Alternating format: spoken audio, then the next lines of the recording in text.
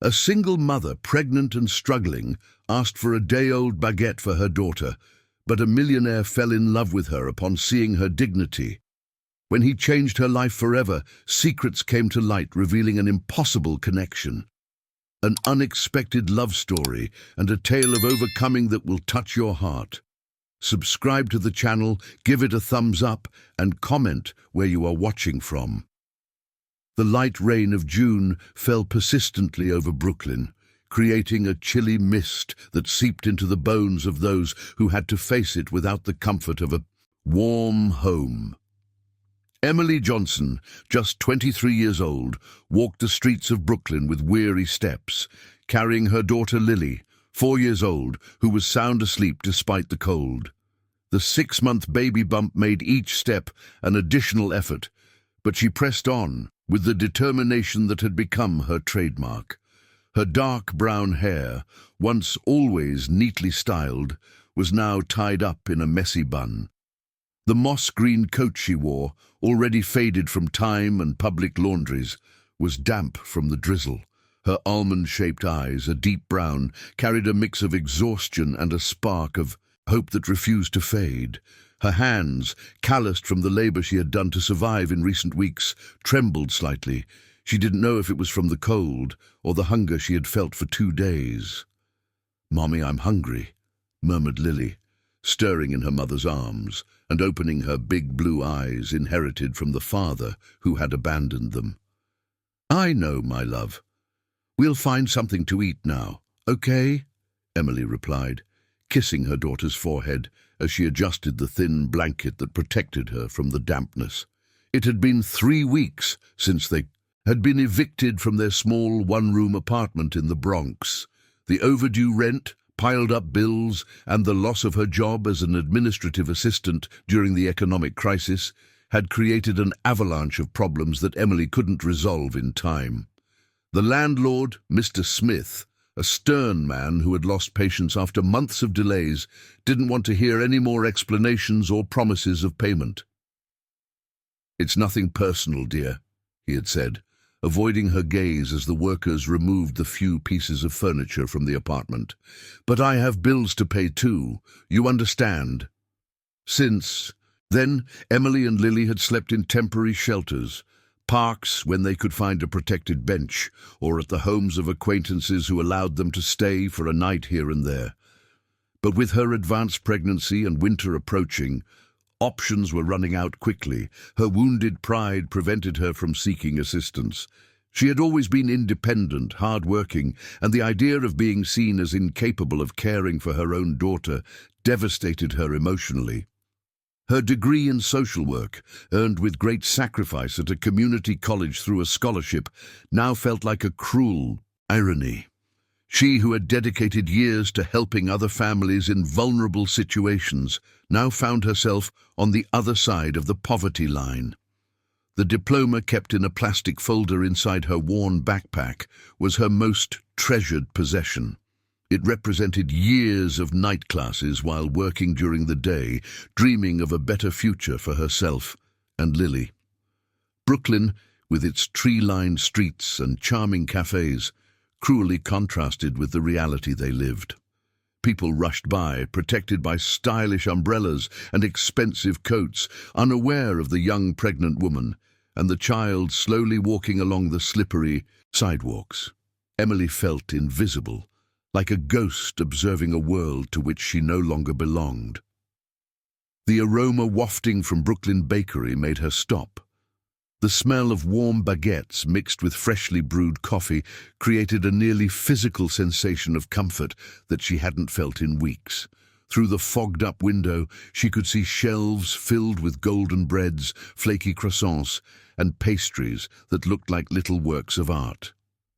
"Lily, wake up a little," she whispered, gently shaking her daughter. "What a nice smell, Mommy," the girl said, rubbing her sleepy eyes. "It's bread, sweetheart. I'm going to see if I can get something for us, okay?" Emily took a deep breath, gathering all the courage she could muster. She pushed open the glass door of the bakery, causing a delicate bell to ring, announcing the entrance of customers. The warmth of the place enveloped her like a hug, and for a moment she closed her eyes, allowing herself to feel the comfort of the mild temperature. The interior of the bakery was cozy, with exposed brick walls decorated with hanging plants and modern light fixtures. The light wooden tables were occupied by young professionals enjoying their morning. Coffee before work, typing on laptops or chatting animatedly about their projects. The contrast between the prosperous lives of those people and her current situation was devastating. Behind the counter, Mrs. Baker, a woman in her 60s with grey hair pulled back in a white cap, was arranging the fresh bread that had just come out of the oven. Her kind eyes immediately noticed Emily and Lily's situation. Decades of experience serving people had given her a keen perception of who truly needed help. "Good morning," Emily said, her voice coming out softer than she intended. "Good morning, dear. How can I help you?" Mrs. Baker replied, with a warm smile, drying her hands on the apron that protected her impeccably clean uniform. Emily felt her cheeks burn with embarrassment. The words she needed to say seemed stuck in her throat, as if saying them out loud would make her situation even more real and humiliating. Lily stirred in her arms, reminding her why she was there. I would like to know if you have any day-old bread that I could take for my daughter," she finally managed to articulate, each word costing a piece of her dignity. The silence that followed seemed to last an eternity. Some nearby customers stopped talking, creating a palpable atmosphere of embarrassment made Emily wish she could disappear. Lily, sensing the tension in her mother's body, clung tighter to her neck. "Mommy, why are you sad?" the little girl asked with the innocence that only a 4-year-old could possess. "I'm not sad, sweetheart. I'm just a little tired," Emily lied, kissing the top of her daughter's head while waiting for Mrs. Baker's response. At a strategically positioned table in the corner of the bakery, near the window that offered a prime view of the busy Main Street, sat Ryan Mitchell, 35 years old. His black hair, slightly graying at the temples, was perfectly slicked back, and the impeccably tailored navy suit highlighted his social status. His hands, well-groomed and adorned only by a luxury watch, typed precisely on the latest model of his laptop, reviewing contracts worth millions of dollars. Ryan was the CEO of Mitchell Construction, a company that had grown exponentially over the past decade, specializing in mid to high-end residential projects. The son of Mr. Johnson, an immigrant from Brazil who arrived in New York in the 80s with just a suitcase and the dream of a better life, Ryan carried not only the weight of the family business on his shoulders, but also the responsibility of honoring his parents' struggles. "Son, never forget where you came from," his mother, Mrs. Johnson, used to say whenever she saw him too absorbed in numbers and spreadsheets. "Money is good, but character is what makes a real man." On that June morning, Ryan was particularly tense. The financial reports on his laptop displayed impressive numbers, but his mind was torn between extraordinary profits and the growing sense of emptiness that accompanied him. At 35, he had built a business empire, owned apartments in upscale neighborhoods in New York, imported cars, and had a bank account that allowed for any luxury. However, his personal relationships were superficial, based on mutual interest and social convenience. His last girlfriend, Isabella, a socialite daughter of agribusiness tycoons, had ended the relationship 3 months ago with a phrase that still echoed in his mind.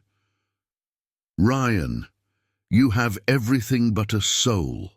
It's like you're always playing a role, never being yourself." The sound of Emily's trembling voice, asking for expired bread, cut through his thoughts like a blade. Ryan lifted his eyes from the screen, and what he saw impacted him in a way he couldn't immediately comprehend. There was a young woman, clearly pregnant, carrying a small child, with a wounded dignity still present in her almond-shaped eyes. There was something in her posture, the way she held her daughter with such affection, even while visibly exhausted, that awakened a long-dormant emotion in his chest. "Of course, my dear," Mrs. Baker replied, her voice filled with maternal compassion. In fact, we just took some loaves out of the oven that are a little more toasted than usual. I can't sell them, but they're perfectly good to eat. Let me prepare a bag for you." Emily felt her eyes welling up with tears of gratitude. "Thank you so much, Mum. You have no idea how much this means." Ryan watched the scene with growing interest. It wasn't pity he felt, but genuine admiration for the strength of that woman. Even in a clearly desperate situation, she maintained a respectful demeanor, spoke politely, and demonstrated a maternal love that touched something deep in his heart. He remembered his own mother, who had faced similar hardships when they arrived in New York. Discreetly, Ryan closed his laptop and approached the counter. "Mrs. Baker," he said quietly, "I would like to pay for a complete care package for this family. You can say it's from the leftover items from yesterday?" The baker, experienced in delicate situations, nodded with a knowing smile. "Of course, Mr. Mitchell. We always have some leftovers. And please include some fruits, milk, eggs, nutritious things, especially for a pregnant woman," he added, discreetly placing $500 bills on the counter. "You know what, dear," Mrs. Baker said, turning to Emily casually, "today is your lucky day. We had some leftovers from an order that wasn't picked up yesterday. I can put together a nice package for you." Emily slightly furrowed her brows, her social worker intuition suspicious of the sudden coincidence. She had worked long enough with vulnerable families to recognize when someone was trying to help discreetly.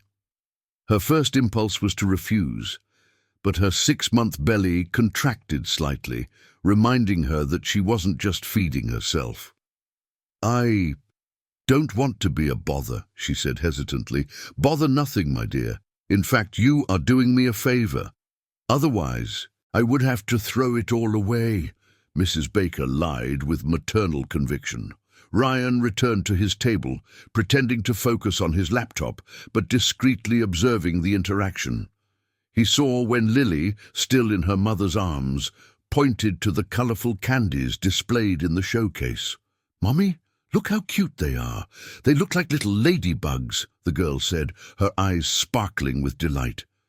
Emily followed her daughter's gaze and smiled melancholically. "They are very pretty, sweetheart, but today we will only take the bread that the kind lady offered." "How about taking some candies too?" suggested Mrs. Baker. "A child needs a little sweetness in life, don't you think?" "No, please, you are already being very generous," Emily protested, her pride speaking louder. It was then that Ryan made an impulsive decision.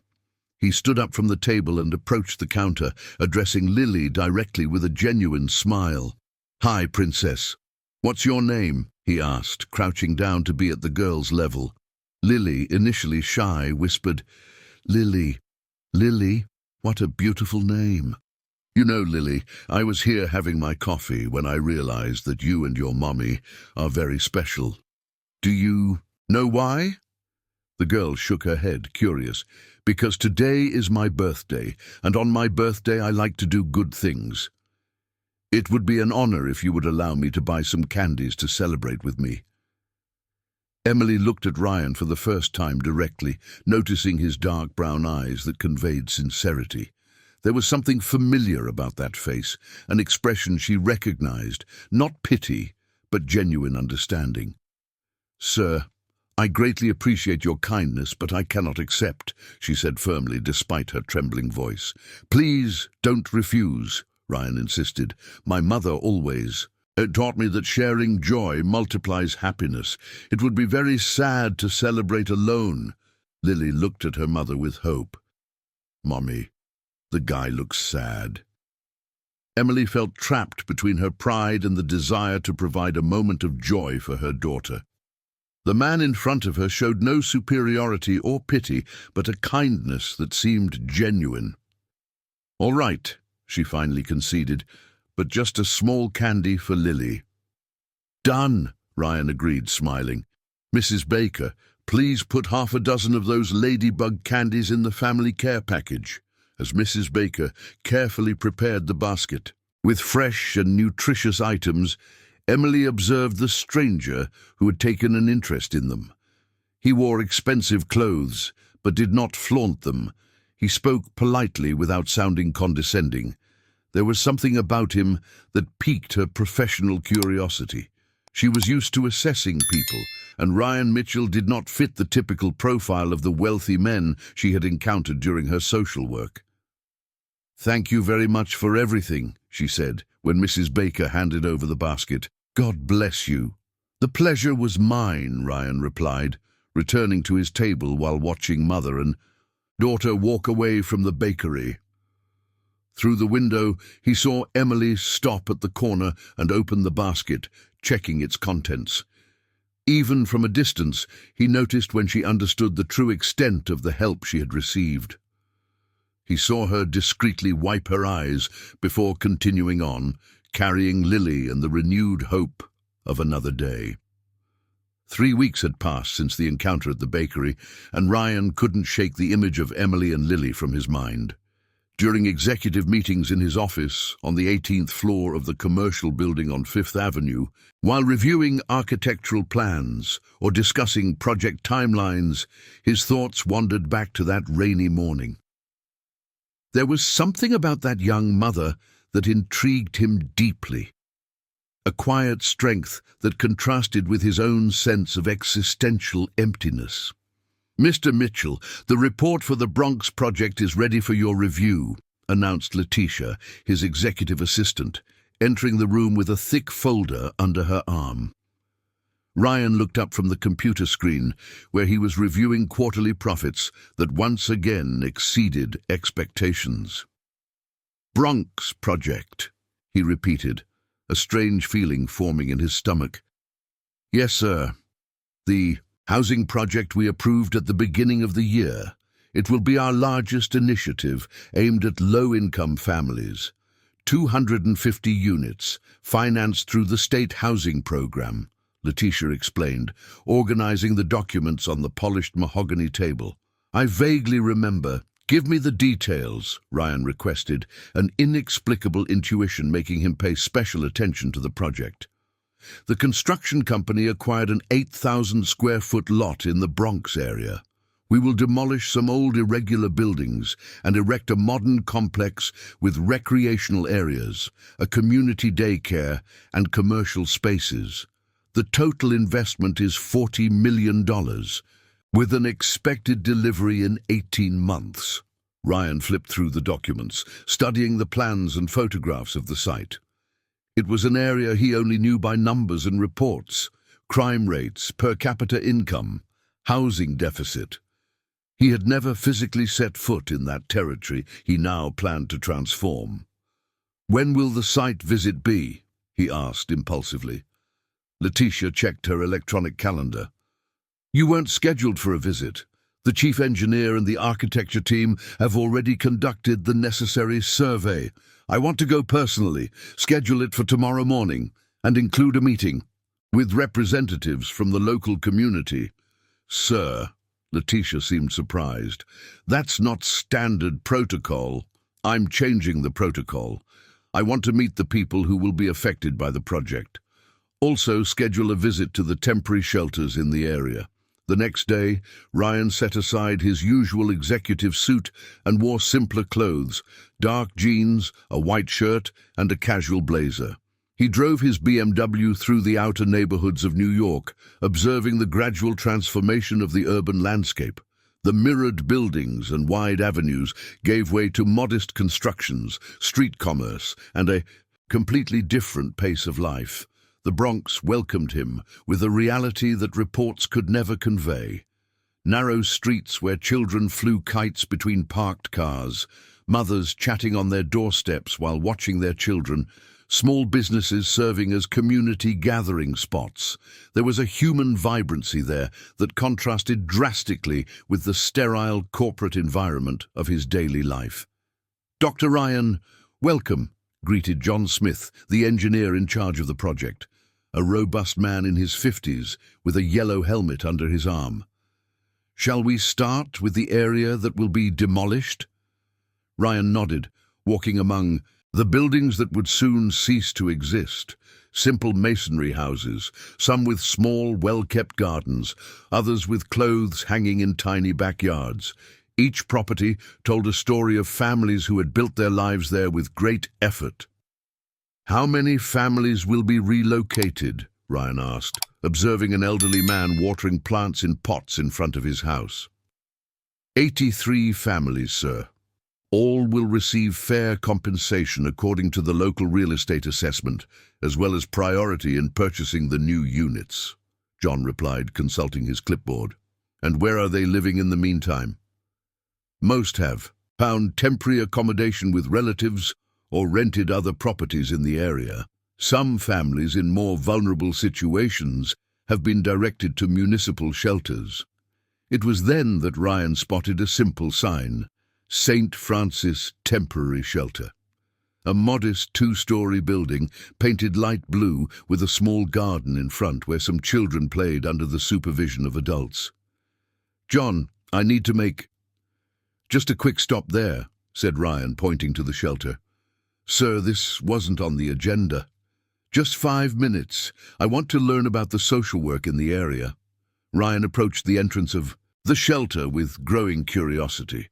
The place was simple but very well kept, with walls decorated by children's drawings and plants that created a welcoming atmosphere. A sign at the reception listed community activities: adult literacy, vocational workshops, psychological support, family conflict mediation. "Good afternoon," greeted the receptionist, a young woman in her mid-20s. "How can I help you?" "I would like to learn about the social work being done here. I'm a businessman in the area, and I'm interested in understanding the community's needs better." "Of course. I'll call Emily, our social mediation coordinator. She can explain our projects better." Ryan felt his heart race upon hearing the name. Could it be a coincidence? New York had millions of inhabitants, hundreds of Emilys. "Emily Johnson, social worker. Just a minute, I'll get her," said the receptionist, heading toward a door at the back. Ryan felt his blood run cold. Emily Johnson. There she was again, crossing his path in a completely unexpected way. When the door opened and she appeared, carrying a folder of documents and visibly better dressed than at the bakery, Ryan could barely hide his shock. Emily wore a simple yet elegant white blouse, a knee-length black skirt and comfortable flats. Her pregnant belly was more prominent, but she walked with confidence and professionalism. Her brown hair was tied back in a low bun, and she wore glasses that gave her an even more serious and competent air. "Good afternoon," she said, extending her hand politely before recognizing him. When their eyes met, her expression shifted from surprise to suspicion. "I'm Ryan Mitchell from Mitchell Construction," he said, maintaining a professional tone despite the internal turmoil. "I came to learn about the social work in the area." Emily quickly withdrew her hand as if it had been burned. Her cheeks flushed slightly, but she maintained her professional demeanor. "What an interesting coincidence, Mr. Mitchell. Your company is currently destroying homes to build your housing project." The acidity in her voice hit him like a slap. Ryan realized she had discovered the connection between him and the demolitions in the neighborhood. "Miss Johnson, I can explain." "Social worker Johnson," she corrected coldly. "And there is no need for explanations. I know exactly who you are and what your company represents for these families." The tense atmosphere between them was interrupted by the arrival of Lily, who came running from a side room where she had been participating in recreational activities with other children. "Mummy! Mummy! Look at the drawing I made!" shouted the girl, abruptly stopping upon recognizing Ryan. "It's the nice man from the candies!" Emily closed her eyes for a moment, taking a deep breath to control her emotions. The situation was becoming more complicated by the second. "Lily, go back to the activity with Miss Mary," she said softly, kissing her daughter's forehead. "But, Mummy, he's the nice man." "I know, sweetheart. Now go play." Ryan watched the interaction between mother and daughter with growing emotion. There was the answer to the feeling of emptiness that had accompanied him for months. It wasn't just physical attraction or admiration for Emily's strength. It was the recognition of something genuine, authentic, that he had lost in his world of social conveniences. "Emily? Can I call you Emily?" he tried when Lily walked away. "Social worker Johnson," she repeated, crossing her arms over her belly. "I didn't know you worked here when I came today. It was truly a coincidence." "A very convenient coincidence, don't you think, Mr. Mitchell? Please, give me 5 minutes to explain," Ryan insisted, seeing the distrust grow in Emily's almond-shaped eyes. "I know it seems impossible to believe, but I had no idea you worked here." Emily looked around the shelter's lobby, noticing that others were beginning to observe the tension between them. Her professional position there required discretion, and a heated discussion with an important businessman could compromise her credibility with the institution's management. "Meeting room," she said curtly, indicating a small room next to the reception. 5 minutes. The room was simple: a round, white laminate table, 6 plastic chairs, and posters on the walls about labor rights and vaccination campaigns. A single window offered a view of the inner courtyard, where children played under the supervision of volunteers. Ryan sat uncomfortably in one of the chairs, which creaked under his weight. "First," Emily began, closing the door and remaining standing, "I want to make it clear that I don't believe in coincidences when it comes to millionaire businessmen appearing in social shelters. Second, if you're here to offer me some sort of bribe or personal benefit to facilitate your project, you can save your time." "Emily, a social worker Johnson," he quickly corrected himself. "You're mistaken about my intentions." "Am I? Then explain to me why a man who has never set foot in the Bronx suddenly decides to make a technical visit right to the shelter where I work." Ryan took a deep breath, realizing that any poorly chosen word could destroy any chance of dialogue. "3 weeks ago at the bakery, you deeply impacted me. I couldn't stop thinking about your situation, the strength you showed even while being vulnerable. When I learned about the project in the Bronx, I felt the need to come and personally understand the reality of the families that would be affected." How convenient! The rich businessman had a crisis of conscience after meeting a poor woman asking for expired bread, Emily retorted, sarcasm sharp in her voice. "That wasn't it," Ryan said, standing up and moving closer to the window to have space to think. "My family came from a small town in the Midwest with nothing. My father worked as a construction worker before starting his first construction company. I grew up watching his struggle to give us dignity. And now you're here to destroy the dignity of 83 families," Emily shot back, "to provide them with better housing conditions. The project offers modern apartments with proper sanitation, recreational areas." Emily Johnson scoffed. "Offers? Mr. Mitchell, do you know how much an apartment in your social project costs? $200,000. The compensation these families receive for their homes barely covers the down payment for a mortgage they'll be paying off for the rest of their lives." Ryan felt the weight of her words. He hadn't really delved into the social aspects of the project, relying on his legal and financial team's analyses. "If the conditions aren't suitable, we can revisit." "Revisit?" Emily interrupted, her voice rising an octave. 70 families have already been evicted. Do you see that boy outside?" She pointed to the window where a boy of about 8 was playing alone in a corner. "His name is Peter. He lived in a house with a yard where he raised rabbits. Now he shares a room with 5 other people here at the shelter and cries every night asking to go home." Ryan followed her gaze and saw Peter, a skinny boy with unkempt hair, sitting alone while other children played tag. There was a palpable sadness in the child's posture that struck him in the chest. "And Mrs. Thompson," Emily continued, pointing to an elderly woman sewing in a chair under a tree. 72 years old, widowed, lived in a house that her late husband built brick by brick over 20 years. The compensation she received doesn't even cover renting a decent room in the area. "Why are you telling me this?" Ryan asked, genuinely touched by the stories. "Because you said you wanted to understand the reality of these families.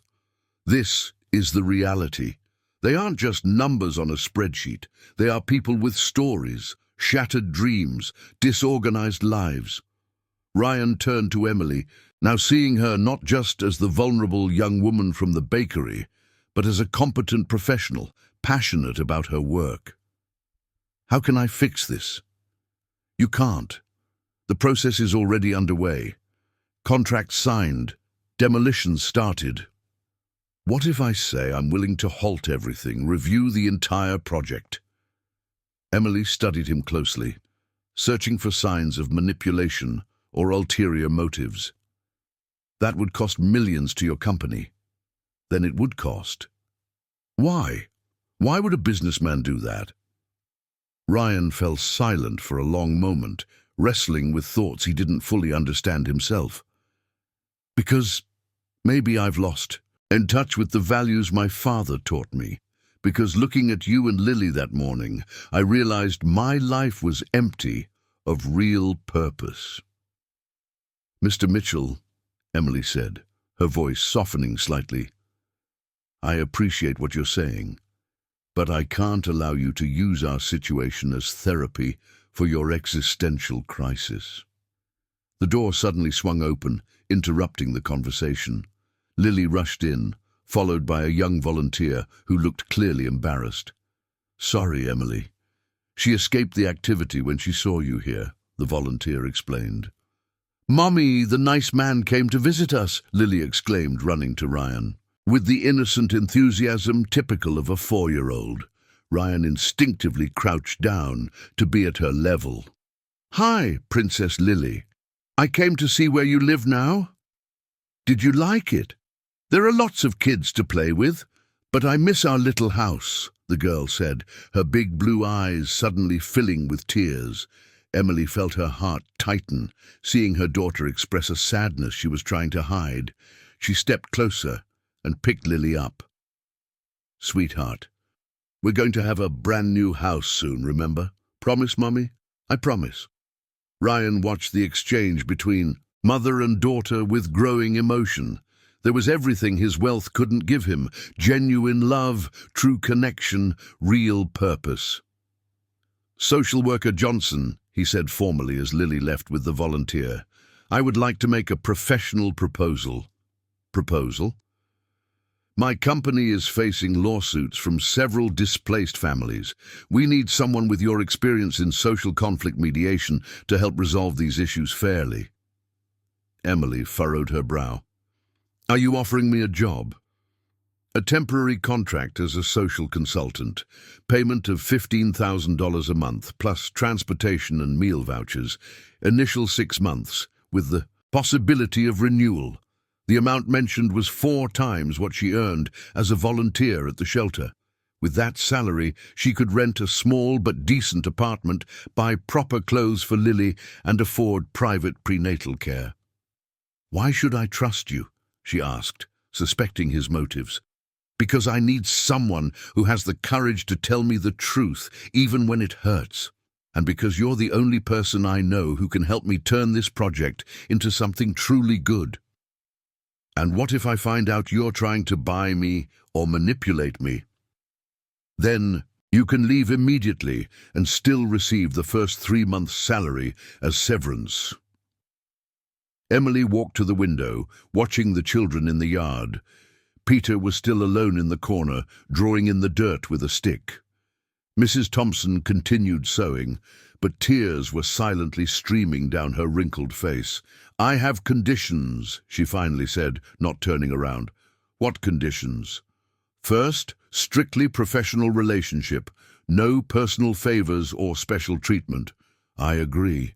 Second, I want full access to the project's documents, contracts, financial spreadsheets, everything. I agree. Third, the final decision on the relocation of families goes through my technical approval. Ryan hesitated. This meant giving her real power over crucial aspects of the project. I agree, he finally said. Then I accept.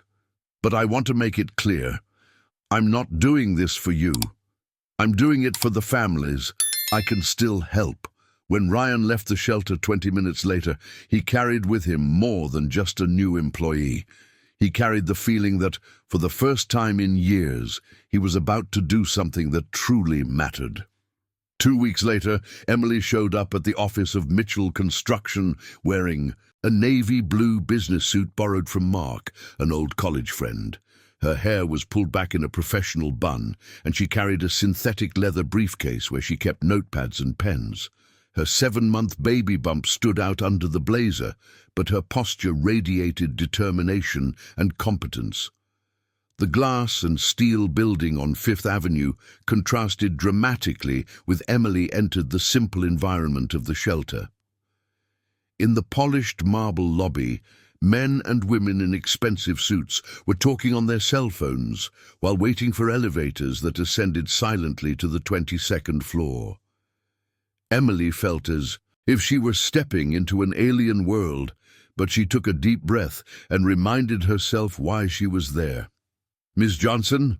asked the receptionist, a young blonde woman impeccably made up. "Mr. Mitchell is waiting in the conference room on the 18th floor." The elevator ascended smoothly, offering a panoramic view of New York that stretched to the horizon. Emily had never been in such a tall building, and for a moment she allowed herself to admire the magnitude of the city she only knew from street level. The conference room was intimidating, a mahogany table for 12 people, black leather chairs, LED screens on the walls displaying financial graphs, and a spectacular view of the city. Ryan was standing by the window, speaking on the phone in English about exporting construction materials to Chile. "Yes, I understand the deadline. We'll have the shipment ready by Friday," he said before hanging up and turning to Emily. "Welcome to Mitchell Construction." "Mr. Mitchell," she greeted him formally, placing her briefcase on the table and remaining standing. "Please have a seat. How are you feeling? Do you need anything? Water? Coffee?" "I'm fine. I'd like to start by reviewing the documents you mentioned." Ryan secretly admired her professional demeanor. No small talk or attempts to break the ice, straight to business. "I have all the files for the Bronx project here. Contracts, financial spreadsheets, engineering reports, feasibility studies." For the next 2 hours, Emily delved into the documents with the precision of an experienced auditor.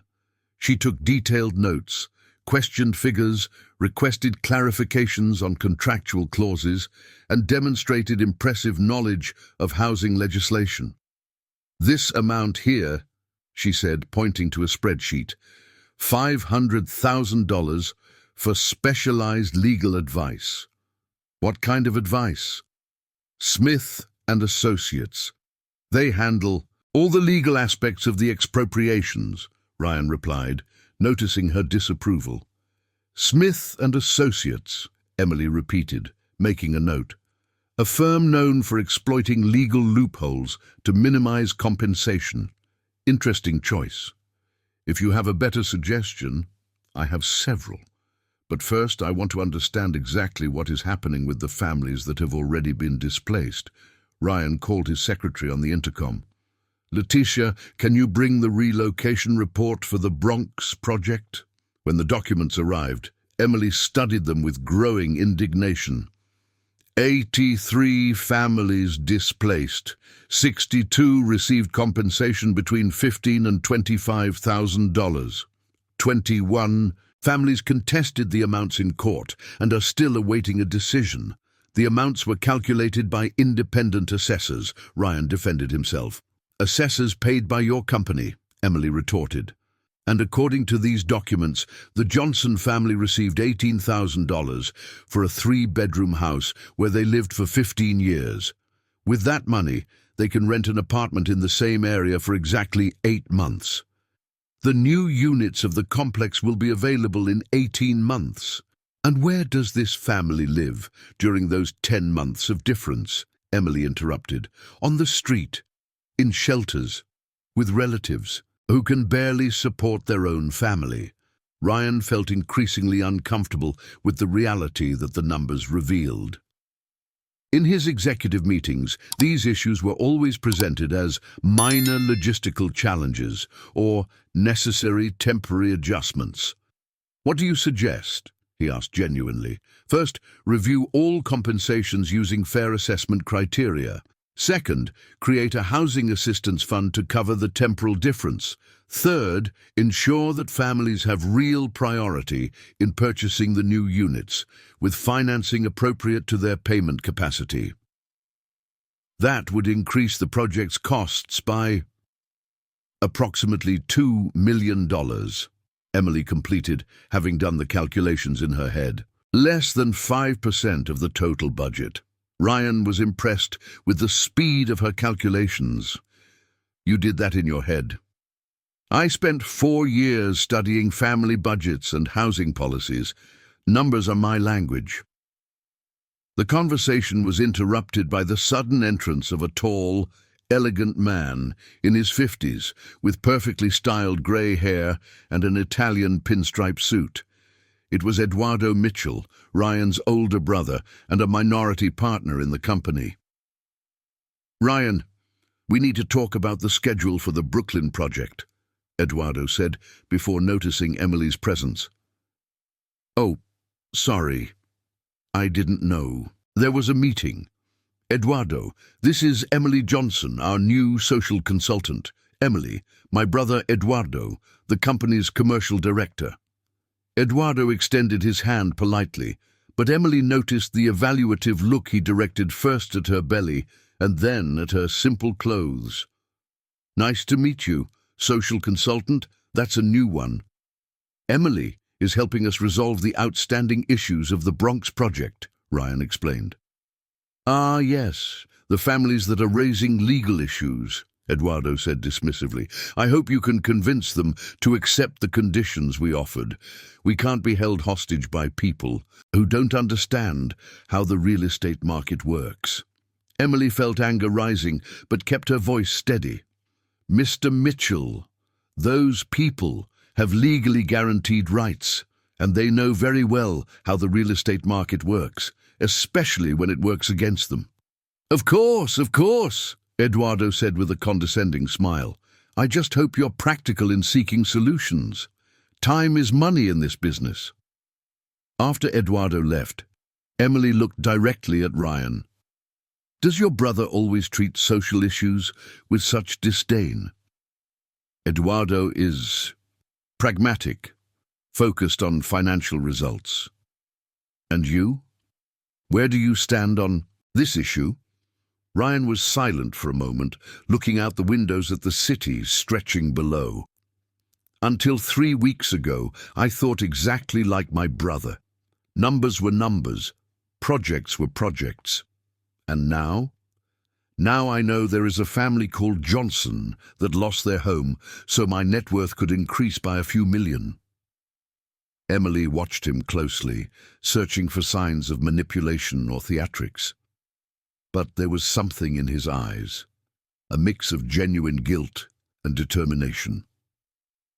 Emily considered that maybe he was being sincere. "If you really want to make a difference," she said, "you need to be prepared to face resistance. Your family, your partners, investors, they will all question decisions that prioritize people over profits." "I'm ready." "Are you sure?" "Because once we start implementing real changes, there's no turning back. And if you give up halfway, these families will be in an even worse situation." Ryan stood up and walked to the window, observing the frantic movement of the city below. "Emily, can I ask you a personal question?" "Depends on the question." "What motivated you to accept working here? I know you distrust me, and you have reasons for that." Emily hesitated before responding. Because I realized you might be my best chance to really help these families. And because Lily deserves to grow up in a world where people like you learn to use their power to build, not to destroy. And what if I disappoint your expectations? Then I leave knowing that at least I tried. And I take with me enough evidence for lawsuits that will cost your company much more than $80,000. Ryan laughed for the first time since she arrived. You are intimidating when you want to be. You haven't. You seen anything yet? Emily replied, allowing herself a small smile. Now let's schedule a meeting with the affected families. It's time for you to hear directly from them what your temporary adjustments mean in real life. The community festival at the St. Francis shelter took place on a Friday in July, when the New York winter showed its harshest face. The shelter's yard had been transformed by the residents themselves. Colorful paper flags stretched between the trees. Makeshift bonfires warmed the atmosphere, and the smoky aroma of roasted corn mingled with the sweet scent of corn pudding made by the volunteers. Emily arrived at the event after a particularly intense day at the Mendoza office, where she had spent 8 hours reviewing contracts and mediating the first meeting between Ryan and 3 displaced families. She wore a simple yet elegant navy blue maternity dress and held Lily's hand. The girl was wearing a red dress with sunflower prints that Emily had bought with her first paycheck. "Mommy, what a beautiful party!" exclaimed Lily, her eyes shining as she saw the decorations and heard the sound of the accordion that Mr. Johnson, a 60-year-old resident, was playing near the main bonfire. "It really is, sweetheart. Shall we greet everyone?" The atmosphere was lively despite the difficult circumstances that had brought those people together. Children ran between the makeshift tables made of wooden tops and sawhorses, while adults chatted in small groups, sharing stories and creating bonds of solidarity. There was something profoundly human about that celebration that contrasted with the sterile corporate events Emily had started to attend. Mrs. Thompson, the 72-year-old woman Emily had mentioned to Ryan, was sitting in a plastic chair near the accordion, watching the children with a melancholic smile. Her hands worked automatically on a crochet project, a movement she maintained even while talking. "Mrs. Thompson, how are you?" Emily asked, approaching with Lily. "Oh, my dear, every day is a different struggle, but seeing these children playing reminds me that life goes on, right?" replied the elderly woman, her eyes filling with contained tears. "Lily has grown. What a beautiful girl." "Mrs. Thompson, you crochet just like my grandma used to," said Lily shyly, gently touching the woman's work. "Would you like me to teach you, dear?" As Lily got distracted with the new activity, Emily sat in a chair beside her. "How are the negotiations for the compensation going?" "Oh, my dear, these lawyers speak too complicated. They say I can get more money, but it will take months in court. And in the meantime, I'm here depending on the kindness of others." "You're not depending on anyone. You're exercising your right to have dignified housing." "It's hard to see it that way, dear. At 72, starting all over again." The conversation was interrupted by the unexpected arrival of Ryan. He had traded his executive suit for dark jeans, a white shirt, and a brown leather jacket. He carried a large bag and seemed genuinely uncomfortable with all the attention his presence attracted. "Good evening," he greeted hesitantly. "First Emily, and then Mrs. Thompson. I hope I'm not interrupting." Emily was surprised. She had mentioned the festival during a meeting, but she didn't expect him to show up. "Mr. Mendoza, what brings you here?" "You mentioned it would be an important event for the community. I thought I'd get to know better the people we are working with," he said, then turned to Mrs. Thompson. "You are Mrs. Thompson, aren't you? I spoke with my lawyer about your case this morning." Mrs. Thompson looked at him with curiosity mixed with distrust. "Are you the one tearing down our houses?" The direct question, asked with the simplicity of someone who had nothing to lose, hit Ryan like a slap. He crouched down to be at her eye level. "Yes, ma'am, and I came here to apologize personally and to say that we are working to correct the mistakes we made." "And how will you fix a house that took 20 years to build, young man?" Ryan opened the bag he was carrying, pulling out some documents. "I can't give you back your house, Mrs. Thompson, but I can ensure that you have enough resources to start over with dignity." "What documents are those?" Emily asked, her professional distrust kicking in. "New compensation proposal for Mrs. Thompson, $80,000 plus 2,000 monthly housing assistance until she finds a new home, plus guaranteed priority for an apartment in the new complex with subsidized financing." Mrs. Thompson looked at the papers, not fully understanding the legal terms, but realizing that the amount was much higher than what she had initially received. "Why are you doing this?" the elderly woman asked. Ryan looked at Emily, who was watching him closely, then turned back to Mrs. Thompson. "Because my father always told me that a man is worth by what he builds, not by what he destroys." I realized I was destroying more than I was building. Lily, who had just finished learning some crochet stitches, ran over. "Mr. Ryan, you came to our festival." "I did, Princess, and I brought something special for you all," he said, pulling out a large box of traditional festival candies. "Coconut candy, peanut brittle, sweet corn pudding." "Mom, can I eat some?" Lily asked, her eyes sparkling. "You can, but just one for now," replied Emily, still processing the situation. During the next hour, Ryan mingled at the festival with a naturalness that surprised Emily.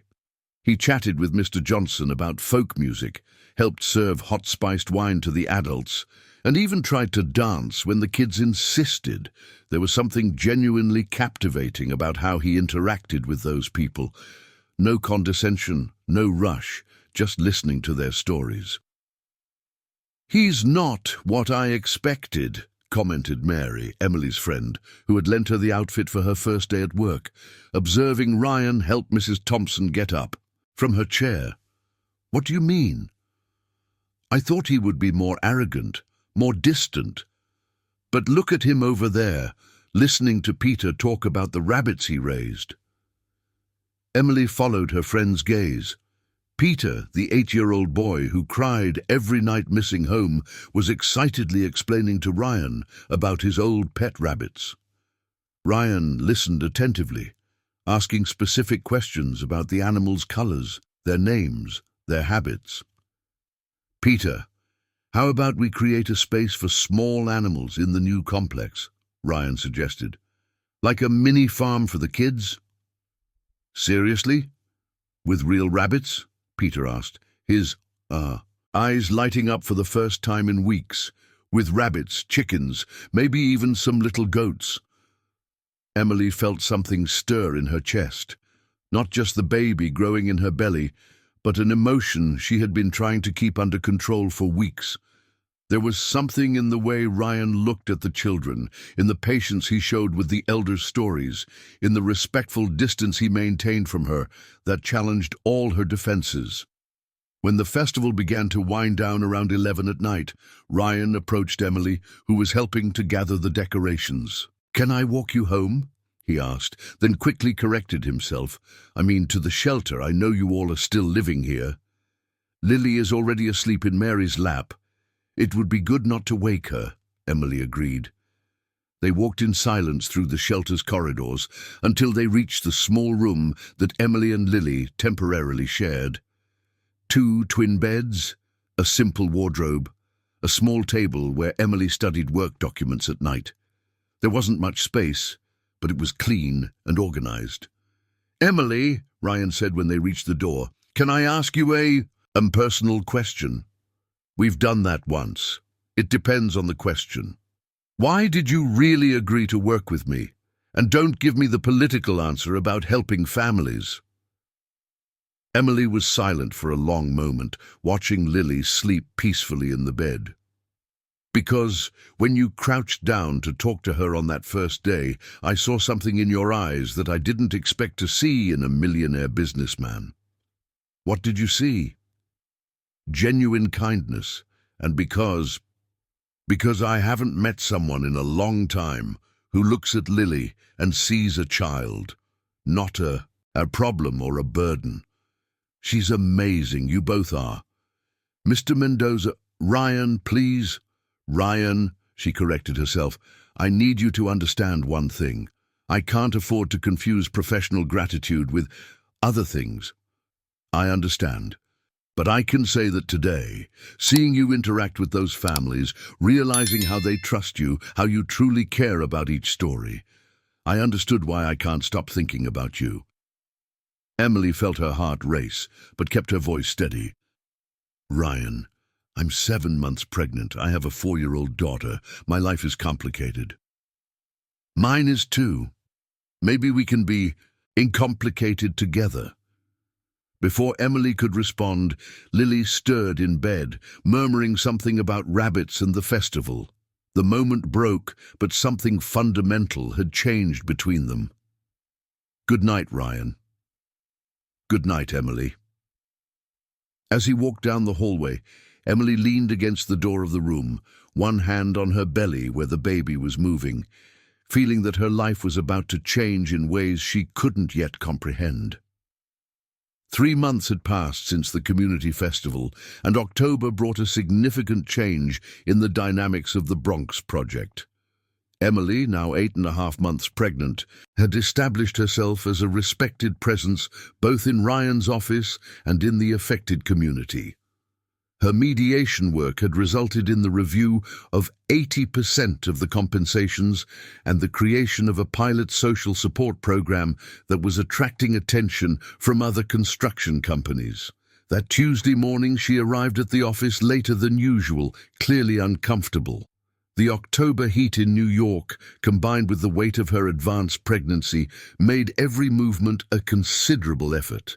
She wore a light green maternity dress and flat shoes, but her hands trembled slightly as she organized the documents on the desk.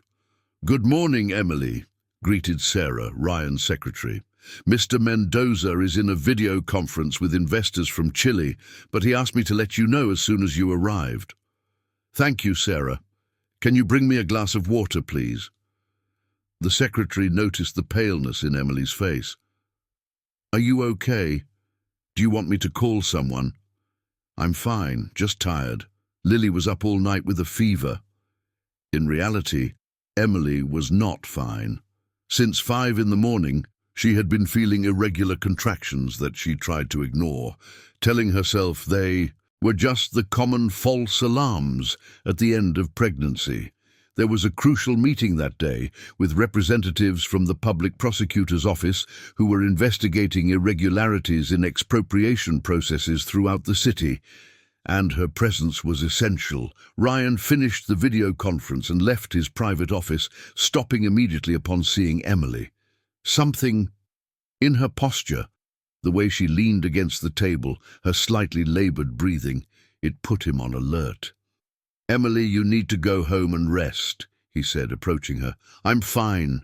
We have the meeting with the public prosecutor's office. In 2 hours, remember. The meeting can be rescheduled." "It can't, and you know that. They are investigating 5 different construction companies. If we don't present our social mediation program today, we lose the chance to show that we are acting differently." Ryan knew her well enough to realize when she was hiding something. "What aren't you telling me?" Before Emily could respond, a stronger contraction hit her. She leaned against the table, closing her eyes and breathing deeply. Ryan was instantly by her side. "How long have you been having contractions?" "They're not real contractions," she lied. "Just discomfort." "Emily, look at me. How long?" She opened her eyes and saw the genuine concern on his face. "Since 5 this morning. But they're irregular. They could stop at any moment. We're going to the hospital now. Ryan, I can't. This isn't a suggestion. It's a medical order from someone who has witnessed 2 nieces being born at home because their mothers were too stubborn to go to the hospital." During the drive to the private hospital, Emily tried to maintain her professional composure. "You need to go back to the meeting. You can present the report alone." "Emily, for The first time since we met, forget about work, Ryan said, holding her hand during a more intense contraction. Where's Lily? At school. Marcia's picking her up at 5. I'll call her to explain the situation. At the hospital, the efficiency of private care contrasted drastically with Emily's previous experiences in the public system.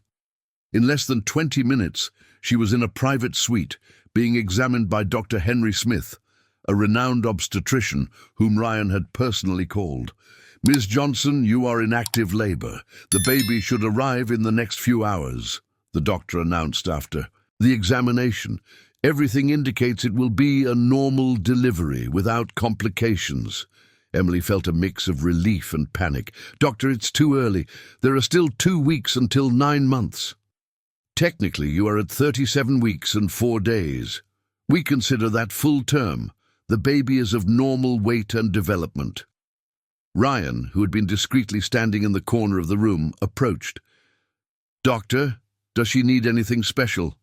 Additional monitoring? Are you the father? The doctor asked naturally. Emily and Ryan exchanged glances. They had never discussed how to explain the nature of their relationship to others. No, Emily replied quickly. He's my boss. A very concerned boss, the doctor noted with a smile. I'll leave you to talk. I'll be back in an hour to check on the dilation. Once they were alone, Emily tried to maintain the emotional distance she had established as a rule. Ryan, you can go. I know you have important things to take care of. Emily, stop trying to send me away. Where else would I be but here? You hardly know me. You have no obligation. Stop, he interrupted, sitting in the chair next to the bed. For the past 3 months, you've worked 12 hours a day, resolved conflicts that my lawyers couldn't for years, and turned a selfish real estate project into a real social initiative. You got 83 families to trust a company that had destroyed their lives. Do you think I'm going to abandon you just when you need support the most? A stronger contraction interrupted the conversation. Ryan held her hand, recalling the breathing techniques he had learned when he accompanied his sister during the birth of his niece. Breathe slowly. Inhale through your nose. Exhale through your mouth. How do you know? Oh, this. I have 3 nieces. I learned out of necessity. During the following hours, Ryan did not leave her side. He called Marcia to explain the situation and asked her to take care of Lily until everything was resolved. He cancelled all his meetings for the day, including the crucial hearing with the public prosecutor's office, rescheduling it for the following week. He spoke with his mother, Mrs. Johnson, who insisted on coming to the hospital to bring essentials for a new mother. My son, Mrs. Johnson said when she arrived at the hospital carrying a bag with baby. Clothes, diapers and homemade food. This girl is special. Any blind person can see that. Mom, it's not what you think. It's not. Then why have you been here for 7 hours, cancelled $1 million meetings, and are more nervous than a first-time dad? Ryan didn't know how to respond. The truth was, he couldn't imagine being anywhere else. Each contraction he saw Emily face with fierce determination impressed him more. Each moment of vulnerability she allowed him to witness brought him closer to a truth he had been trying to avoid for months. Around 11 at night, Dr. Smith announced that it was time. During the delivery, Ryan stayed by Emily's side, holding her hand, whispering words of encouragement, being the anchor she needed in that moment of absolute intensity. It's a boy, the doctor announced at 11:47 p.m. Perfectly healthy. The strong, clear cry of the baby filled the room. Emily, exhausted but radiant, held her son in her arms, tears of happiness streaming down her face. Ryan watched the scene with an emotion he couldn't control. There was the purest definition of a miracle he had ever witnessed. He's perfect, Emily whispered, kissing the baby's forehead. David. His name is David. David Johnson, Ryan repeated, gently touching the tiny hand. Welcome to the world, little warrior. Emily looked at Ryan, seeing him watch David with a tenderness that unexpectedly touched her heart. "Ryan, thank you for staying. Thank you for letting me stay." In that moment, holding each other's gaze while David slept peacefully in his mother's arms, they both understood that something fundamental had changed between them. They were no longer just professional partners or acquaintances helping each other out. They were people who had shared. Emily Johnson sat in silence for a long moment, looking at David and then at Ryan. "It's complicated. I know. Lily will need to get used to changes. We'll take it slow. And I need to maintain my professional independence, of course. And I don't want you to feel obligated for being here today." "Emily," Ryan gently interrupted, "I'm not here out of obligation. I'm here because this is where I want to be." She nodded slowly, a decision forming in her heart. "Then yes, you can take care of us." December arrived in New York with that characteristic humid heat of the approaching summer, bringing significant changes for Emily, Lily, and little David, now 2 months old. Ryan had insisted on renting a 2-bedroom apartment in Manhattan for them, close enough to the office to make Emily's commute easier, but in a safe neighborhood with good infrastructure for the children. The apartment was simple but comfortable. A living room with a beige sofa and a light wood dining table, a well-equipped open kitchen, 2 bedrooms, one for Emily and David, the other for Lily, and a small laundry area where Emily had set up a study corner. The walls were white, decorated only with a few drawings from Lily and plants that Emily had bought to bring life to the space. That Friday afternoon, Emily was breastfeeding David on the living room sofa while reviewing contracts for the company's new project, a housing complex in the Bronx that would apply all the lessons learned from the neighborhood. Lily played on the living room rug with dolls, creating elaborate stories about families moving homes and finding new friends. "Mommy, when is Ryan going to have dinner with us again?" Lily asked without looking up from her dolls. It was a question Lily had been asking. With increasing frequency over the past few weeks, Ryan had become a constant but respectful presence in their lives. He took Lily to school 2 mornings a week, showed up on weekends with children's books or educational toys, and had created a routine of bi-weekly dinners where he cooked for them while Emily rested after long work days. "He's traveling for work, remember? He'll be back on Monday," Emily replied, adjusting David in her arms. "He likes us a lot, right, Mummy?" Emily smiled, kissing the top of Lily's head. "Yes, sweetheart." The truth was more complex than she could explain to a 4-year-old. Ryan had gradually and carefully integrated himself into their lives, respecting all the boundaries she set while forming genuine bonds, especially with Lily. He never tried to take on a father figure role, always referred to himself as Mommy's friend, but showed a warmth and attention that the girl had never received from a male figure. With David, the relationship was even more delicate.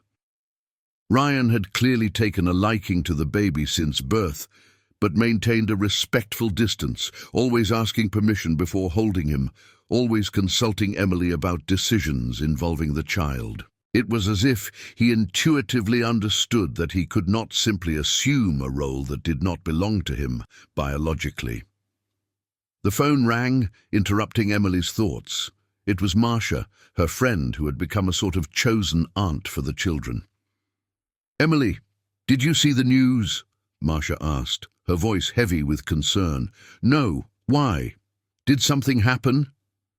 "Turn on the Globo News. There's a report about Mitchell Construction." Emily grabbed the remote with one hand, holding David with the other. On the screen, the reporter was speaking in front of the site of the old Bronx project, now transformed into an organized construction site. The Mitchell Construction Company is being investigated by the Public Prosecutor's Office for possible collusion in public bidding for housing projects. According to sources from the investigation, The company allegedly colluded with other construction firms to defraud multi-million-dollar bids.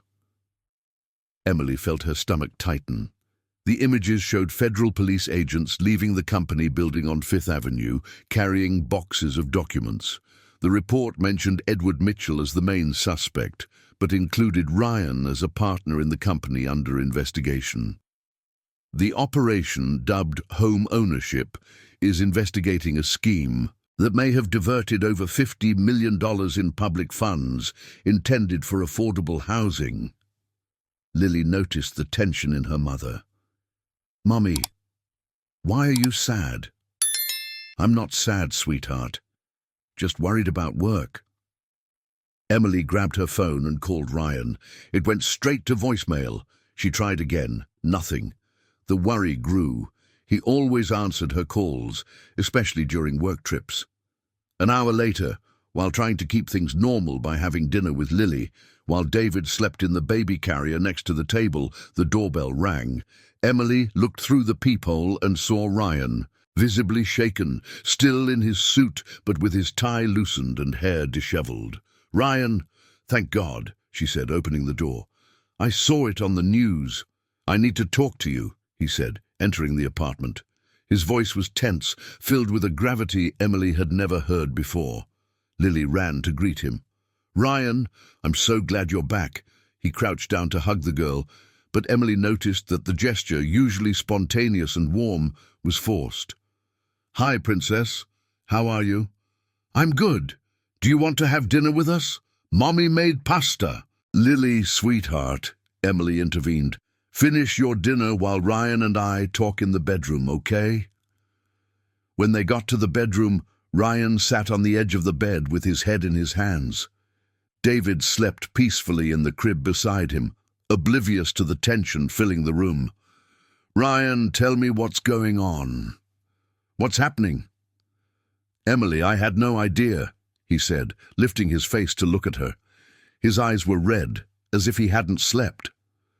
"Edward was involved in a corruption scheme 3 years ago, long before you started working with us," Ryan continued, running his hands through his hair in a gesture of despair. "He was colluding on prices with other construction companies in public bids. He was inflating budgets. He was paying bribes to government employees." Emily felt as if the ground had disappeared beneath her feet. "And you didn't know anything?" "I swear to God I didn't know. Edward handled the commercial side. I dealt with projects and development. I signed documents trusting him, approved contracts without questioning." Ryan paused, seeing the expression on Emily's face change from concern to something close to horror. "Emily, please, you have to believe me." "Believe you?" she repeated, her voice rising slightly before remembering that Lily was in the room. "Ryan, are you telling me that your company stole $50 million meant for affordable housing and you didn't know anything?" "I know how this sounds." "Do you? Do you really?" Emily stood up abruptly, walking to the window. "Do you know what this means for me? For my job? For all those families I convinced to trust you?" Ryan also stood up, cautiously approaching. "Emily, the project in the Bronx is clean. All the processes you supervised are legitimate. The families won't be harmed." "Are you sure, absolutely sure, that the money used in our project didn't come from corruption schemes?" Ryan's silence was more eloquent than any answer. He wasn't sure of anything. "My God," Emily whispered, leaning against the wall. "I am an accomplice. I worked for a criminal company. I used my professional credibility to legitimize corruption schemes." "No, you are not an accomplice to anything. Your work was honest, integral." "Financed with stolen money," Emily exploded, then quickly lowered her voice upon hearing David stir in the crib. "Ryan, do you understand what this will do to my career, to my reputation? I am a social worker who worked for a company under investigation for stealing resources meant for affordable housing. We'll find a way to resolve this. My lawyers are working." "Your lawyers?" Emily laughed bitterly. The same lawyers who didn't discover that your partner was stealing 3 years ago. Ryan felt as if each word was a stab. Emily, please give me a chance to explain everything properly. Explain what? That I was an idiot for trusting you, that I fell for the nice businessman act who wanted to help the poor. You know that's not true, Ryan said, his voice becoming firmer. You know me. You know the man I am. I thought I did, Emily replied, tears beginning to roll down her face. But how can I be sure of anything now? How do I know this wasn't an elaborate ruse to use me as a front? The accusation hit Ryan like a punch to the stomach. Emily, do you really think I would fake all this? The dinners, the birth of David, the moments with Lily. Do you think I am capable of faking that? I don't know what you're capable of anymore. David began to cry, awakened by the tension in the room. Emily immediately went to the crib, picking him up and starting to rock him gently. The baby calmed down as he felt his mother's racing heartbeat. Emily, Ryan tried once more, I understand your anger. I understand that you don't trust me anymore, but please don't let this destroy what we've built together. What we've built? She looked him directly in the eye, David now sleeping in her arms. Ryan, I am a single mother of 2 children working to support my family. You are a millionaire under investigation. For corruption. We built nothing. It was just an illusion. It wasn't an illusion. What I feel for you, for Lily, for David, none of that is an illusion. And I'm supposed to feel special for being the exception in your life of privilege and schemes. That's not what I meant.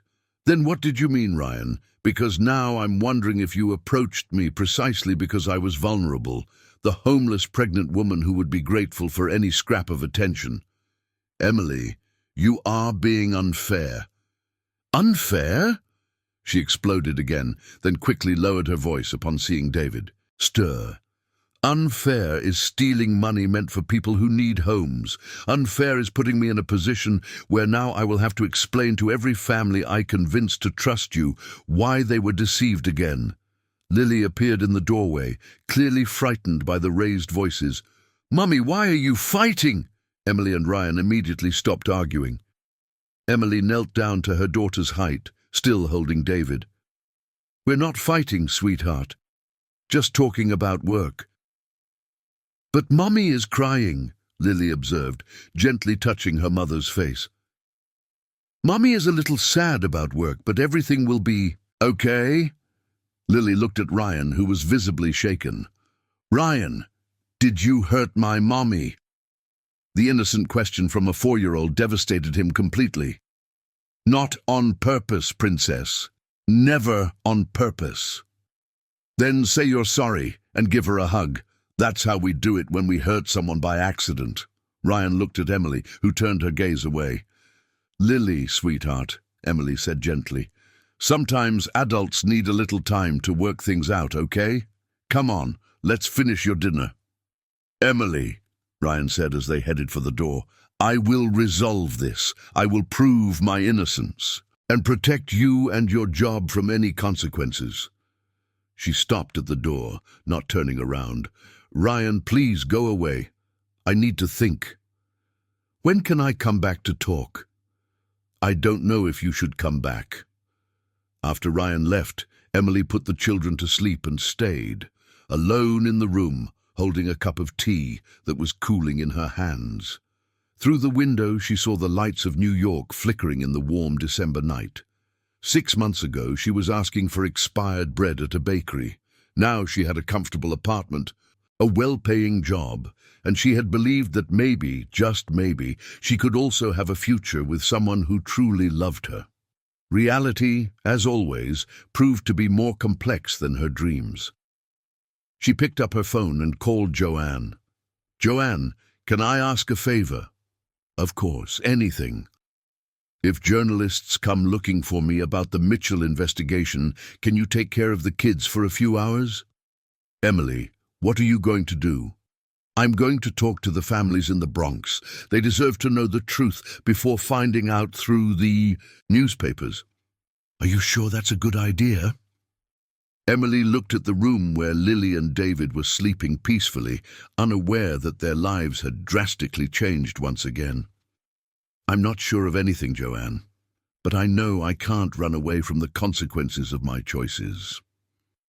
The Saturday morning dawned grey over New York when Emily arrived at the St. Francis shelter.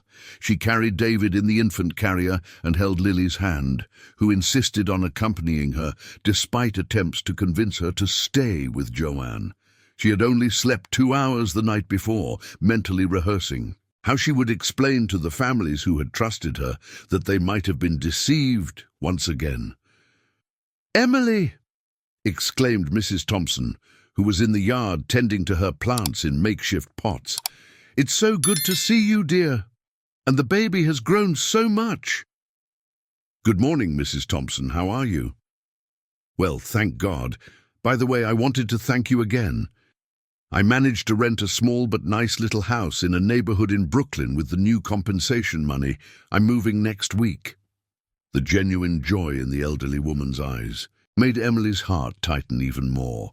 "Mrs. Thompson, I actually need to talk to you and the other families about the company, about the project." "Did something happen, dear?" Before Emily could respond, Peter came running into the yard, now visibly happier than in the first months at the shelter.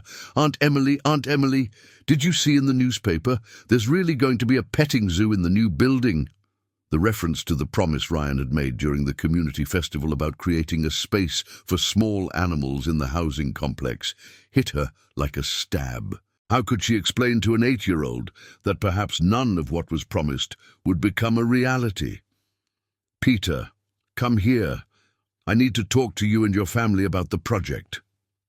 During the next hour, Emily gathered 17 people in the main hall of the shelter, representatives of the families still waiting for the completion of the housing complex or who had benefited from the new compensations. They were faces she knew well. Mrs. Thompson, Peter and his mother Joanne, Mr. Smith, the same one who had evicted Emily months earlier and who ironically had also been affected by the demolitions, Mary, with her 3 children, and others who had become more than just numbers on spreadsheets during her work. "Everyone," Emily began, taking a deep breath while David slept in the stroller beside her, and Lily played quietly in a corner. "You saw in the newspapers that Mitchell Construction is being investigated for corruption." Murmurs of confirmation echoed through the hall. Some people already showed concern on their faces. "I called you here because you deserve to know the truth before finding out through the newspapers or from others. It's possible that part of the money used in our project came from illegal schemes." "What do you mean, Emily?" asked Joanne, Peter's mother, a woman in her 30s who worked as a house cleaner. "The company may have stolen public money intended for affordable housing, money that should have been used honestly to help families like yours." Mr. Smith, a 50-year-old man with calloused hands from decades of work in construction, slammed his fist on the table. I knew it! I knew it was too good to be true. Rich people don't give anything for free to the poor." "Mr. Smith," Emily said, "I understand the anger. I feel the same way. But I need everyone to understand. The compensations you received are legitimate.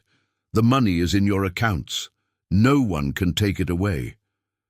"And what about the housing complex?" asked Mary. "My oldest daughter is saving money to put a down payment on an apartment." Emily felt her eyes fill with tears. "I don't know. The project might be cancelled. Other companies might take over. It could take years to resolve." "And you, Emily?" asked Mrs. Thompson, with the insight of her 72 years. "Did you know anything?" "No, Mrs. Thompson. I swear to God and my daughters that I didn't know anything. But that doesn't lessen my responsibility. I brought you into this project.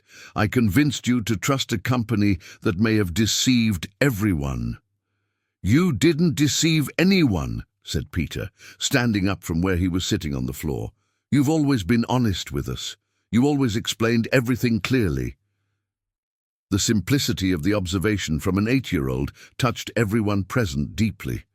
Joanne held her son's hand with pride. "Peter is right," she said. "Emily, you worked day and night to get fair compensations for everyone. You fought with lawyers, faced a big company, did what no other employee did for us." "But what if the money is dirty?" asked Emily, her guilt showing in her voice. "The money may be dirty," Mr. Smith said, his initial anger giving way to something closer to reflection. "But the work you did was clean. You didn't steal anything. You fought so we wouldn't be robbed." "And now," asked Mary, "what will happen to us?" Emily looked around the hall at those faces that had become so important. In her life, people who had lost their homes, who had relied on her to rebuild their lives, were once again facing uncertainty about the future. "Now I'm going to fight," she said, her voice becoming firmer. "I will make sure you are not harmed because of the crimes committed by others. I will look for other lawyers, other firms, the public prosecutor's office if necessary." "And what about Ryan?" asked Lily, who had quietly approached and was now by her mother's side. "Is he mean, Mummy?" The innocent question from her daughter echoed through the silent room. Emily knelt down to be at Lily's level.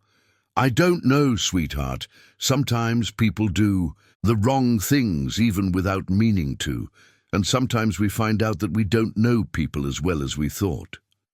"But he cares about us," insisted Lily. "He cried when David was born." Mrs. Thompson observed the interaction between mother and daughter with maternal wisdom. "Emily, can I say something?" "Of course, Mrs. Thompson. At my age, I've seen a lot.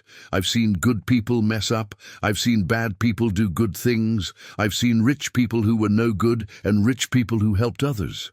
The question isn't whether Ryan is good or bad. The question is what you're going to do now." "I'm trying to figure it out." "Then let me tell you something I learned," the lady continued, rising with the help of her makeshift cane. "When my husband died, I could have been angry at life forever. I could have closed my heart and never trusted anyone again. But if I had done that, I would have lost all the good things that came afterward, including your friendship." "Mrs. Thompson, let me finish, dear. I'm not saying you should forgive or trust again. I'm saying you can't let the wickedness of others destroy the goodness you have inside your heart."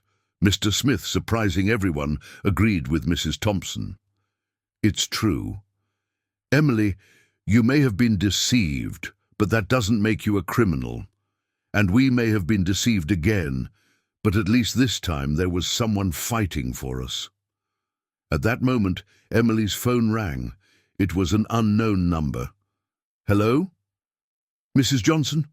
This is Dr. Patricia Smith from the New York Times. I would like to ask you some questions about your work at Mitchell Construction." Emily felt her stomach tighten. "How did you get my number?" "We learned that you were responsible for the company's social program. We would like to hear your version of the company's involvement in the investigated schemes." Emily looked around the room at the people who had placed their trust in her, at Lily, who was watching her with concern, at David, who was sleeping oblivious to the storm approaching. "Dr. Patricia, can I call back in an hour? I need to finish an important meeting." "Sure, but I would like to remind you that the article will be published tomorrow, with or without your version." When she hung up, Emily realized that her life was about to change drastically once again.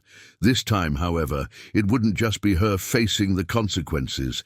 Lily and David would also be at the center of the storm. "Everyone," she said to the gathered group, "you will hear many things in the coming days, in the newspapers, on television, from other people. I want you to know that whatever happens, I will continue fighting for you, even if I'm no longer an employee of Mitchell. And we will fight for you too," said Joanne. "You are not alone in this, Emily." When she left the shelter an hour later, Emily carried more than just her 2 children. She carried the responsibility of protecting all those families from the consequences of decisions they had not made, and the determination to rebuild her life once again, even as the world crumbled around her. A year had passed since the investigations that shook Mitchell Construction, and June 2026 brought with it a special community festival at the first completed housing complex from the old project in the Bronx. The central courtyard of the condominium was decorated with colorful flags fluttering in the night breeze. Bonfires crackled at strategic points, and the familiar aroma of corn pudding and roasted corn filled the air. Emily watched the celebration from a table near the makeshift stage, where Mr. Johnson played the same accordion from the Shelters Festival, now surrounded by children singing joyfully. At 25, she radiated a mature confidence that the past months of challenges had forged. She wore a simple yet elegant navy floral dress, and her brown hair fell loosely over her shoulders. Beside her, David, now a year and 2 months old, played with colorful blocks in his stroller, while Lily, 5 years old, danced in a square dance with other children. "Mommy, look! Peter is dancing!" shouted Lily, pointing to the boy who now lived with his mother in one of the 2-bedroom apartments in the complex. "I see him, sweetheart. He looks very happy." Across the courtyard, near the small area that had been transformed into the promised community mini-farm, with rabbits, chickens, and even 2 dwarf goats, Emily spotted a familiar figure. Ryan was crouched next to a group of children, explaining how to care for the animals. He wore dark jeans and a simple white shirt, far from the executive elegance that had characterized him before. His hair was slightly longer, and there was a calmness in his gestures that she had not noticed during their time at the company. The past 12 months had been transformative for everyone. The investigation by the public prosecutor's office revealed that Ryan truly had no knowledge of the corruption schemes organized by Edward. While his brother was sentenced to 8 years in prison and had all his assets confiscated, Ryan managed to prove his innocence, but decided to dissolve Mitchell Construction and voluntarily return all questionable profits to the federal government. Johnson and Associates, Social Development Consulting, read the discreet sign on the office that Emily had opened at the beginning of the year. What had started as a necessity to rebuild her life was now a mission to help others. After the scandal, her career had transformed into a thriving business, specializing in mediating conflicts between construction companies and vulnerable communities. Her experience in the Mitchell case, far from harming her, had become her greatest professional asset. "Emily?" A familiar voice made her turn. It was Dr. Mary Smith, the prosecutor who had led the investigations. "It's great to see you here." "Dr. Smith, how are you?" "Well, I came to personally see this project. The reports you sent to the public prosecutor's office about the social housing program were impressive." Emily smiled. It was a collective effort. Each family contributed suggestions to make this place truly functional. "And Ryan Mitchell, I heard he's working as a volunteer consultant on the project." It was true. After liquidating all the company's assets and settling outstanding compensations, Ryan had approached Emily with an unusual proposal. He wanted to work as a volunteer, without pay, applying his construction experience to social housing projects. Emily had initially resisted, but his persistence and the quality of his technical work eventually convinced her. "He has been fully dedicated to social projects," Emily replied diplomatically. "Interesting. We rarely see businessmen willing to give up everything to rectify mistakes they didn't directly commit." At that moment, Lily came running, followed by Peter and other children. "Mommy, Ryan said he can teach me to feed the rabbits. Can I?" Emily looked towards Ryan, who was approaching with a carrot. Their eyes briefly met, the first time in months they had direct eye contact. "Good evening, Emily," he said respectfully. "Dr. Smith, Mr. Mitchell, I was just telling Emily about the success of this project." "The credit goes entirely to Emily's team," Ryan replied. "I only contribute with technical aspects of construction." "Mommy, can I?" Lily insisted, tugging at her mother's dress. "Yes, but be careful." and listen to everything Ryan explains." As Lily ran back to the animals, David stretched his arms towards Ryan, as he always did when he saw him. Ryan looked at Emily, silently asking for permission. "You can hold him," she said softly. Ryan carefully picked up David, and the baby immediately relaxed, resting his head on Ryan's shoulder. It was a scene that repeated every time they met, and it always deeply moved Emily. "He has grown so much," Ryan commented, gently kissing the boy's forehead. "Say Daddy," David murmured, one of the few words he had recently learned. The embarrassment was immediate. David had started calling Ryan Daddy spontaneously a few months ago, even though Emily had never encouraged it.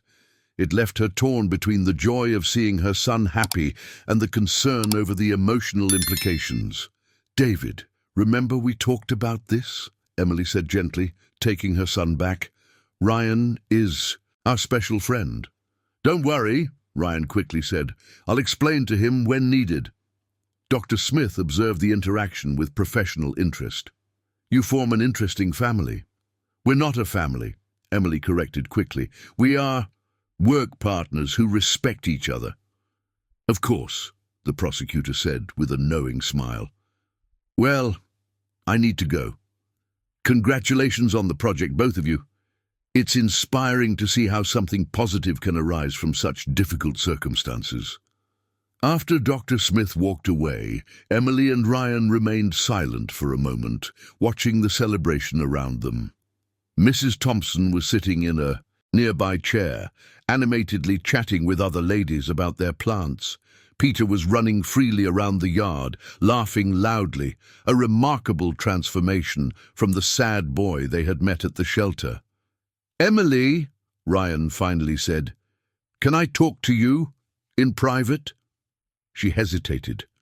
In recent months, they had maintained a strictly professional relationship, communicating only about technical aspects of the projects. They avoided personal conversations and kept physical distance. It was a fragile balance that allowed them both to work together for the benefit of the communities, but it left many emotions unresolved. "About the project in Queens?" "No, about us." Emily looked around, checking if Lily was okay with the other children, if David was comfortable in the stroller. 5 minutes, over there by the petting zoo where I can see the kids." They walked in silence to a more secluded corner of the yard, where the sounds of the celebration blended with the gentle rustling of the animals settling in for the night. Ryan leaned against the low fence that bordered the animal area. "Emily, I know we've tried to keep everything professional in recent months, but I need to tell you something." "Ryan, let me speak, please. I know I made mistakes. I know my naivety regarding the company's business hurt you and put your work at risk. I know you may never fully trust me again." Emily remained silent, watching Lily play with the rabbits under Peter's careful supervision. "But I also know that this past year, working alongside you, seeing you transform tragedy into hope, seeing how you protected all these families, has been the most meaningful period of my life." "Ryan, we've already talked about this.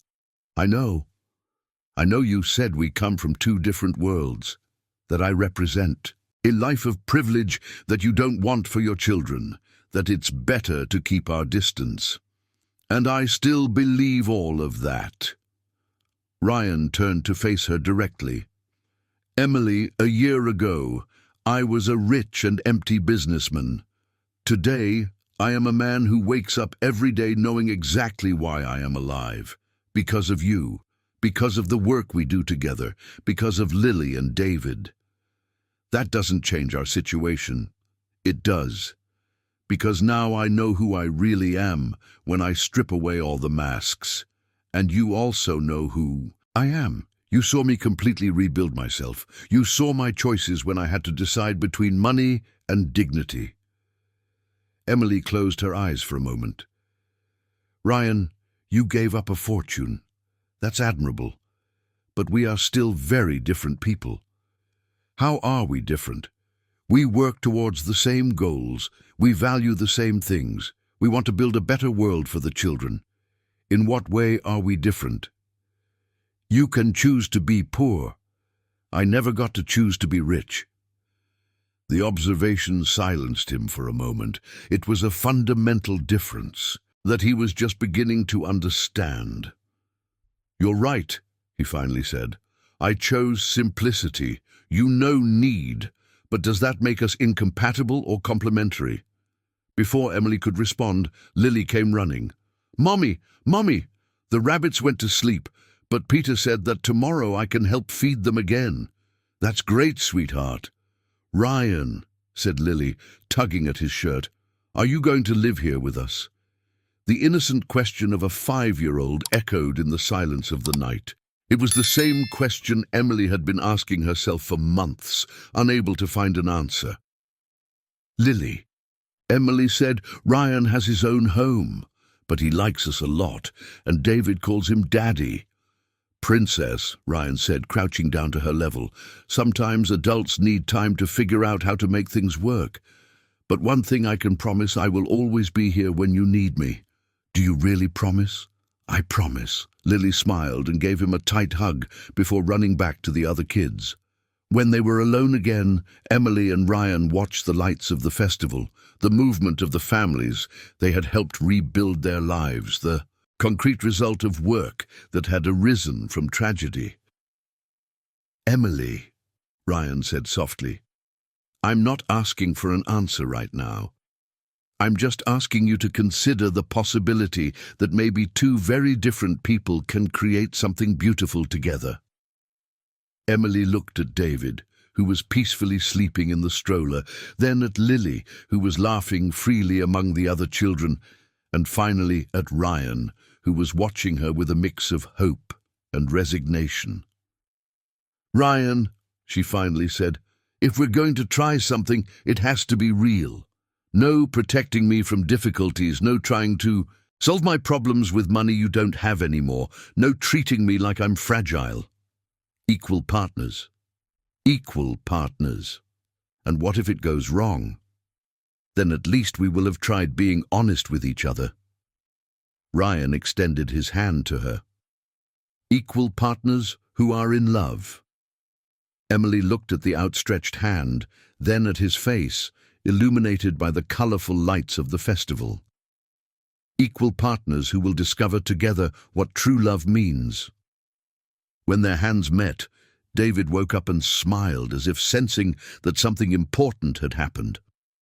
Lily came running once again, now, followed by Peter, Mr. Johnson, and several others from the festival. Mommy! Mr. Johnson is going to play a special song for all the families.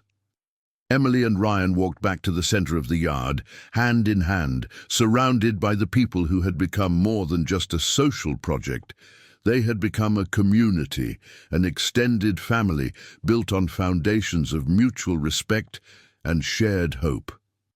As the accordion began to play a soft version of Asa Branca, illuminated by the golden light of the bonfires, and watching the children play freely in the yard of the complex they had built together, Emily finally understood that sometimes true love is not the one that comes easily, but the one we choose to build every day, brick by brick, decision by decision, act of courage by act of courage.